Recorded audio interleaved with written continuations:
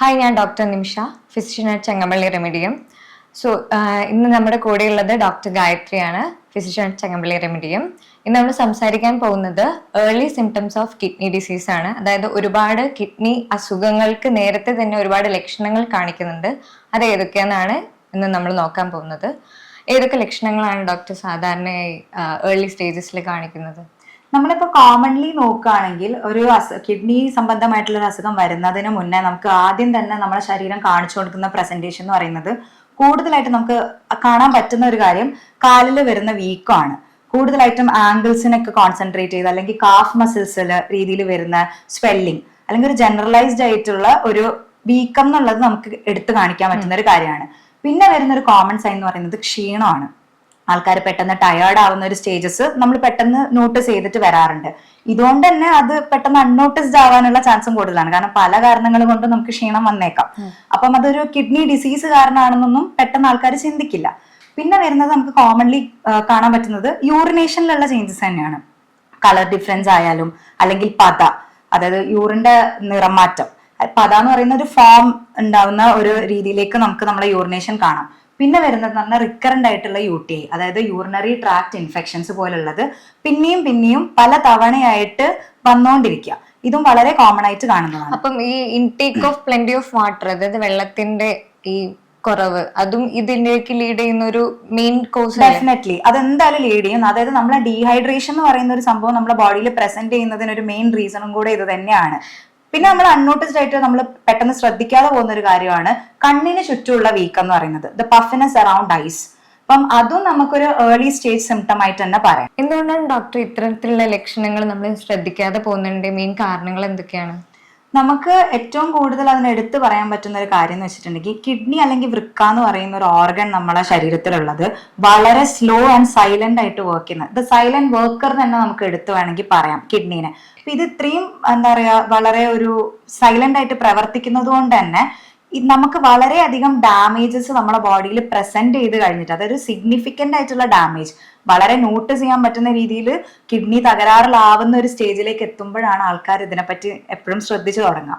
അതാണ് ഏറ്റവും വലിയ പ്രശ്നം.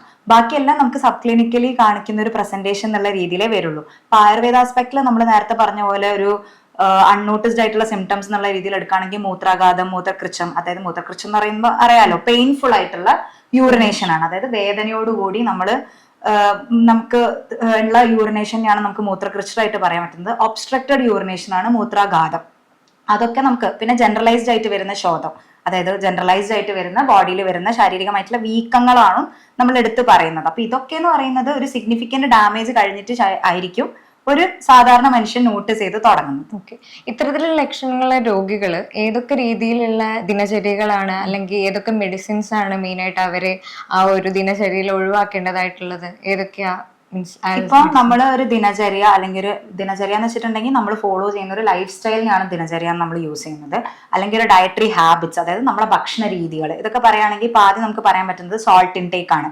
എക്സസ് ആയിട്ടുള്ള നമ്മുടെ ഉപ്പിന്റെ ഉപയോഗം അത് നമുക്കൊന്ന് കുറയ്ക്കാൻ പറ്റുന്നതാണ്. ക്രോണിക് ഡീഹൈഡ്രേഷൻ, അതായത് നമ്മൾ നന്നായിട്ട് വെള്ളം കുടിക്കുക. അതായത് ഒരാളെ ശാരീരികമായിട്ടുള്ള ഭാരം എത്രയാണോ, അതായത് ബോഡി വെയിറ്റിനെ ഡിപ്പെൻഡ് ചെയ്തിട്ട് അതിനെ നമ്മൾ കപ്പാസിറ്റേറ്റ് ചെയ്യുന്ന അതിനുതകുന്ന രീതിയിലുള്ള വെള്ളത്തിന്റെ ഇൻടേക്ക് നമ്മൾ നന്നായിട്ട് എടുക്കണം.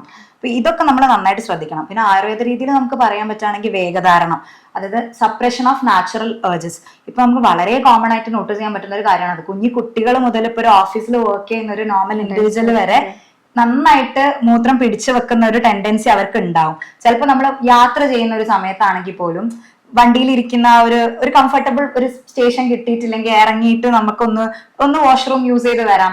അങ്ങനത്തെ ഒക്കെ ടെൻഡൻസി ആൾക്കാരുടെ ഇടയിൽ വളരെ ഇപ്പൊ കുറവാണ്. അപ്പൊ ഇതൊക്കെ ലീഡ് ചെയ്യുന്നത് ഈ ഒരു പ്രശ്നത്തിലേക്ക് തന്നെയായിരിക്കും. ഇത്തരം ലക്ഷണങ്ങൾക്ക് ആയുർവേദപരമായിട്ട് എന്തൊക്കെ മരുന്നുകൾ അല്ലെങ്കിൽ എന്തൊക്കെ ചര്യകൾ ആണ് ചെയ്യേണ്ടത്? നമുക്ക് ആയുർവേദ രീതിയിൽ നോക്കുകയാണെങ്കിൽ നമുക്ക് കുറച്ച് ഹെർബ്സ് നമുക്ക് എടുത്തു പറയാൻ പറ്റുന്ന വെച്ചാൽ ഒന്ന് തഴുതാമ, പുനർനവ, പിന്നെ പാഷണവേദം പോലുള്ള കല്ലുരുക്കി, അല്ലെങ്കിൽ ഇപ്പൊ ഗോക്ഷര, ഞെരിഞ്ഞിൽ, അങ്ങനത്തെ നമുക്ക് ഡ്രഗ്സ് ഒക്കെ നമ്മൾ യൂസ് ചെയ്യുന്നുണ്ട്. പിന്നെ അത് കൂടാതെ ഒരു പേഷ്യന്റ് വരുമ്പം ആളുടെ പ്രകൃതി നമ്മൾ പ്രോപ്പർ ആയിട്ട് അസസ് ചെയ്തിട്ട്, അതായത് അത് കൃത്യമായിട്ട് അനലൈസ് ചെയ്ത് കഴിഞ്ഞിട്ട് നമുക്ക് ഇന്റേണൽ മെഡിക്കേഷൻസ് കൊടുക്കാം. ബസ്തി നല്ലൊരു ട്രീറ്റ്മെന്റ് മൊഡാലിറ്റി ആണ് നമുക്ക് ഇതിൽ യൂസ് ചെയ്യാൻ പറ്റുന്നത്. അതുപോലെ തന്നെ പഞ്ചകർമ്മ മെത്തേഡ്സ് നമുക്ക് ഒരുപാട് യൂസ് ചെയ്യാൻ പറ്റുന്നുണ്ട്. എന്തൊക്കെ ടെസ്റ്റുകളും കാര്യങ്ങളാണ് ഇങ്ങനെയുള്ള ലക്ഷണമുള്ള രോഗികൾ മെയിനായിട്ട് ചെയ്യേണ്ടത്? അവരെന്തൊക്കെയാണ് ശ്രദ്ധിക്കേണ്ടത്? കൃത്യമായ രോഗനിർണയം അല്ലെങ്കിൽ ഒരു ഏർലി ഡിറ്റക്ഷൻ എന്ന് പറയുന്നത് വളരെ ഇമ്പോർട്ടന്റ് തന്നെയാണ്. അപ്പൊ അതിൽ ഏറ്റവും കൂടുതൽ നമ്മൾ ശ്രദ്ധിക്കേണ്ട കാര്യം എന്ന് വെച്ചാൽ റെഗുലർ ആയിട്ടുള്ള ചെക്കപ്സ് ആണ്. അപ്പം നമുക്കിപ്പം ചെക്കപ്സ് വരുന്ന സമയത്ത് നമ്മൾ വളരെ അലക്ഷ്യമായിട്ട് അല്ലെങ്കിൽ ഭയങ്കര കെയർലെസ് ആയിട്ട് നമ്മൾ കാണുന്ന ഒരു കാര്യമാണ്. അപ്പൊ ബേസിക് ആയിട്ടുള്ള റീനൽ ഫംഗ്ഷൻ ടെസ്റ്റ് അത് നമ്മൾ എപ്പോഴും റെഗുലർ ആയിട്ടൊരു ചെക്കപ്പ് ഇന്റർവെൽസിൽ തന്നെ അത് ചെയ്യാൻ വേണ്ടിയിട്ട് നമ്മൾ എപ്പോഴും ശ്രദ്ധിക്കണം.